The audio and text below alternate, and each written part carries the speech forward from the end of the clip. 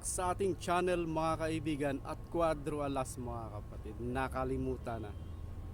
Tuluyan ng kinalimutan ni Cuadro Alas si Naoya Inoue mga kaibigan. Well, after ilang taon na talagang habol ng habol, hamon ng hamon, ang angas ng Pinas sa monster ng Japan mga kaibigan. Well, sa recent interview ng mga Japanese media kay Cuadro Alas mga kaibigan, sinabi niyang ayaw na niya kay Naoya Inoue dahil hindi naman nito pinapansin ang angas ng Pinas. Well, sinabi pa ni Cuadro Alas na balak niya or pangarap niyang maging 4 or 5 time division champion mga kaibigan sa tulong ng kanyang bagong promotions or sa tulong ng kanyang bagong promoter na si Koke Kamida mga kaibigan. Well, malalaman natin yan kung saan hahantong ang pangarap ni Cuadro Alas. Panoorin natin ang interview niya sa Japan mga kaibigan. Papasalamat po ako sa Kamida sa binigay na opportunity sa akin na magiging 4 times world champion ulit at ayun, abangan nyo sa papalapit naming laban.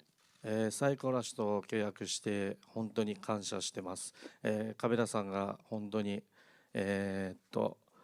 新しい機会をもらって本当に感謝してます。これから多分4階級王者制覇になると思いますので、本当に感謝してます。あんまり出さなかったんですけど。Wala pa kayo kasi tawag kay Inoue ba? Yun na lang, wala na kayo kasi. Wala na ko ipakinihan. Di man siya musukol, bisan sa na itong hagit. Huwat na lang tanga magiging champion ta ulit or magandang laban na ipapakita natin para lahat ng mga tao na gusto talagang magkaharap kami ni Naoya. Gusto ko na maganda yung papakita ko ngayon nga pa. 井上尚弥のことはもう興味はもうないですよ。昔はずっと言ってますけど、でもやっぱりなかなかその試合を実現されなくて、とりあえずチャンピオンになってそこからまたやろうっていうかなと思ってます。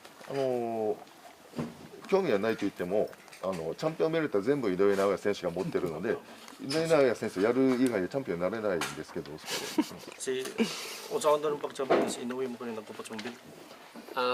Kailangan ko na maganda yung papakita ko sa laban na to o matapos ko agad yung kalaban ko ngayon, tapos maganda at knockout at agresibo at yun ang mga tao na yung magsasabi na iharap na talaga to. Kaya yun na nga mga kapatid, napanood ninyo maliwanag pa sa sikat ng araw.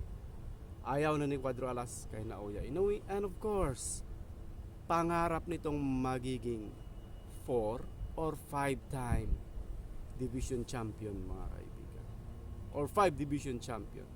Sana maabot mo ang iyong pangarap Cuadro Alas. Tingnan natin at abangan nyo mga kaibigan, lalo na yung mga panatiko ni Cuadro Alas. Anong masasabi nyo dito mga kaibigan? Ito baka pwedeng magiging reality ito kisa suntok sa buwan na pangarap kay Naoya Inoue. Well, hanggang dyan lang muna ang ating vlog. Bye bye.